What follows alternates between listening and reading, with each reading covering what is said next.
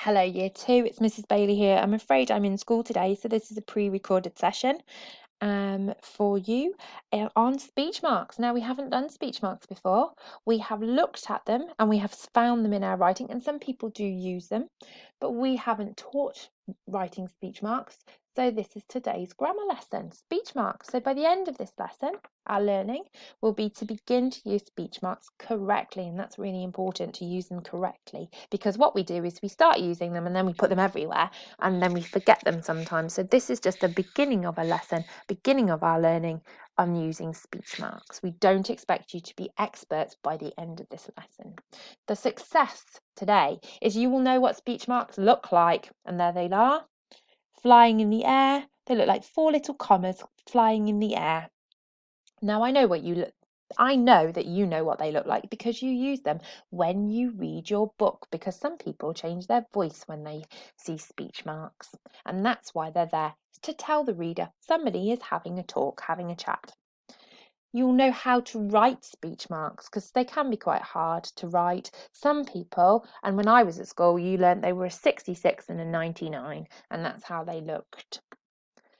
You will know where to use your speech marks when you're writing. You will know where to actually put them, where to draw them. And finally, you will be able to use them. So you'll know where to put them and you'll know where and use them. Actually, when you write, you'll be able to use them.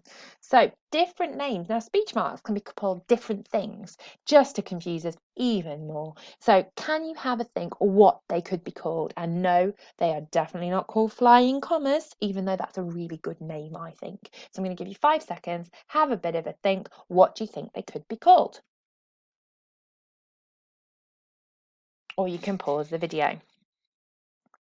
They can be called inverted commas. Now that's a very fancy name, inverted commas, and you might hear that as you go further up the school, and especially into senior school, inverted commas. The other name is quotation marks. So that's a very posh word, quotation marks. So they can be called speech marks, inverted commas, or quotation marks. Lovely. So, as you can see down here, I put some speech marks and I've got a speech bubble. Now, a speech bubble is really nice. You already know this, Year 2. A speech bubble, we put the speech inside. So we don't need any speech marks because it shows that it's coming out of somebody's mouth. And you will usually have a little person sitting at the bottom there, or a cat, or an animal of some sort. And these are my speech marks. And as you can see, it looks like a number 66. And that one looks like a little number 99, but they're very small. They're not big numbers. So let's get started. Oh, here's a speech bubble of something I have said. I like to sew clothes for my daughter in the evening. Now, because it's in the bubble, it's got no speech marks. But if I wrote it for a reader without the speech bubble, it would look like this. Mrs. Bailey said, open my mouth, open my speech marks. I like to sew clothes for my daughter in the evening. And there I've closed my speech mark. So what we write when a person speaks, we put inside the speech mark. So it's almost like it's saying, Mrs. Bailey said, and I'm opening my mouth with my speech mark, I like to sew clothes for my daughter in the evening. Then the speech mark helps me to close my mouth. And you can imagine that as the reader. So you can see my speech marks there and there. So let's get started. Here's the lovely Cosmo. Now I wonder what Cosmo could be saying sitting on that lovely windowsill with those books. It looks lovely and toasty and warm, so I have a feeling he might be saying something like this. I am so comfortable and toasty warm. Now if I was putting this in speech marks, you can see I'm going to put up here a speech mark. So Cosmo is opening his mouth to say something. I'm going to pop that in. I am so comfortable and toasty warm. Now, Cosmo has finished what he's going to say, but it's in the middle of a sentence. So I'm going to put a little comma and an apostrophe here.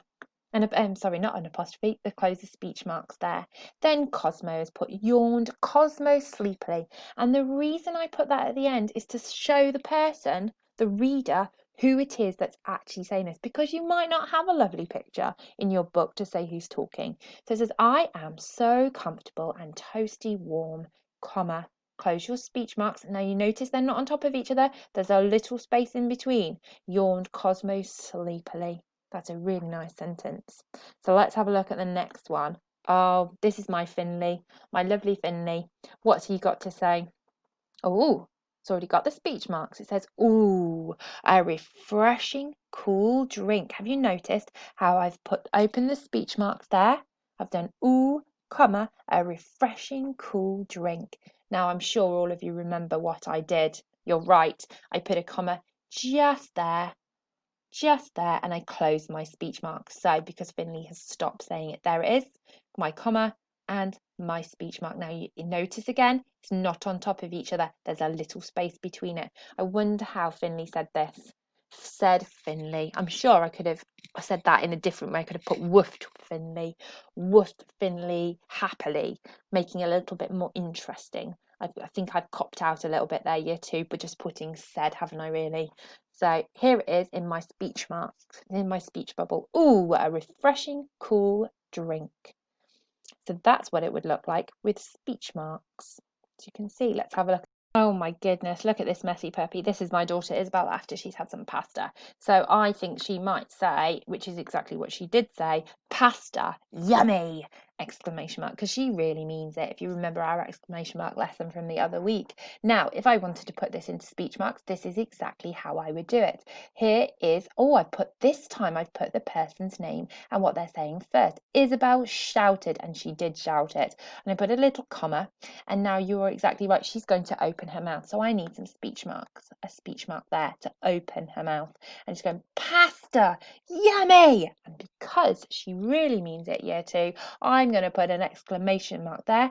Then I'm going to put my speech mark at the end. So you can see exclamation mark because she really means it.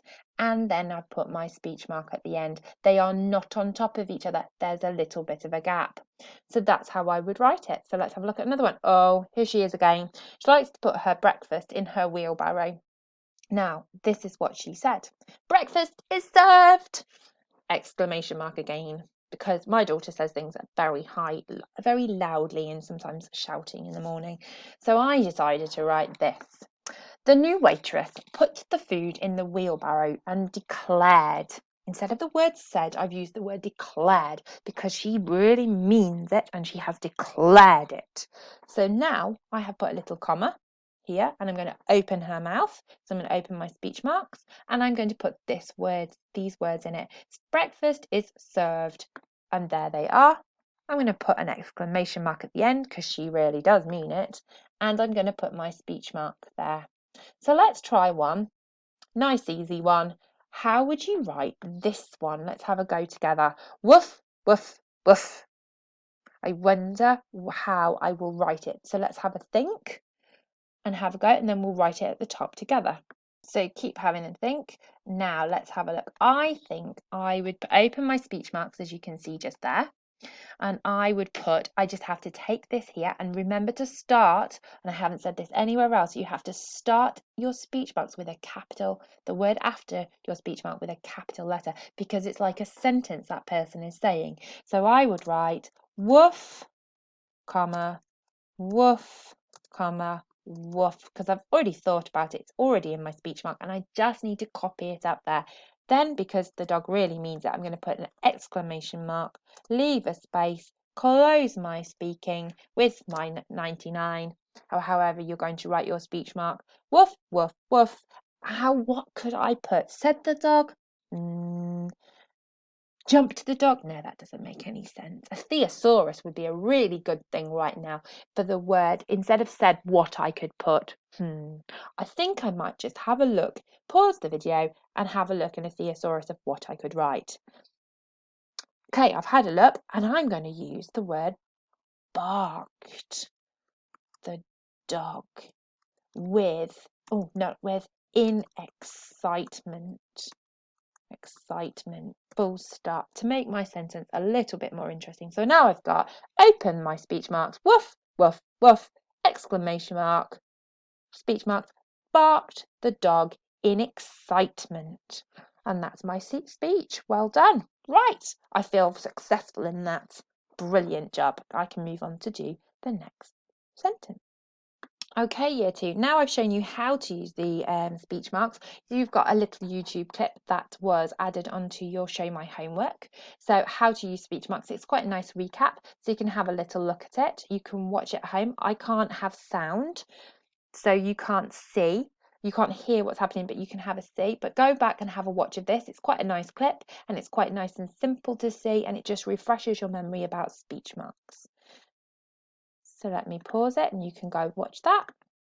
Now, your core task today is to complete the speech mark sheet and then create your own comic strip for a knock knock joke. Now, I know lots of you have knock knock jokes and you tell me quite often these knock knock jokes, and some of them are really quite funny.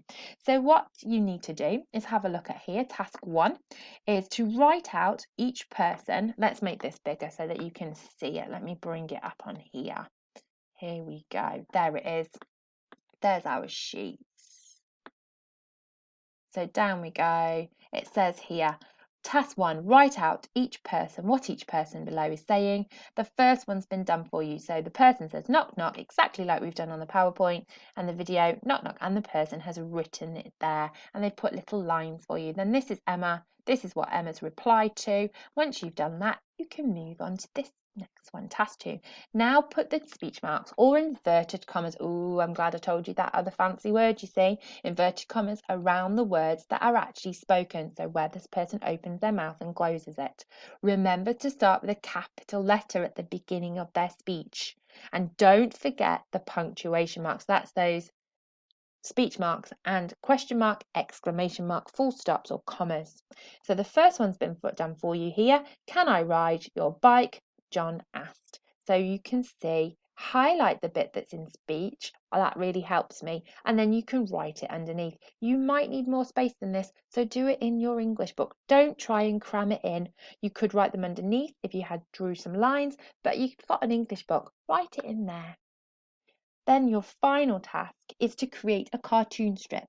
You could use a knock knock joke to help you. Remember to write out what is said below each picture using the speech marks. Use the boxes below to help you, or you could use a blank piece of paper if you need some more space. So you are going to do your own knock knock joke, exactly setting it out, exactly like task 1. I can't wait to see them. Don't forget to send them through because I like your jokes. They do make me giggle. So, if you want an optional challenge, please, what I'd like you to do is take your reading book, go outside for 10 minutes and see how many times you can find speech marks being used in your reading book. Enjoy, sit on the sofa, get comfortable and enjoy a good book and see how many times you can find the speech marks. And also you could record the different words used instead of the word said. There are some really lovely ones because said is quite an overused word, as you will find out as you go up the school into year 3, 4, 5 and 6. We're always asking you not to use the word said. Have lots of fun with your speech marks. I can't wait to see your work. As always, please send through some photographs because I love to see it and I don't get to see it at the moment. So please email them to bailey.cl@nottinghamhigh.co.uk and I shall see you tomorrow in our science lesson. Take care, you two. Bye bye.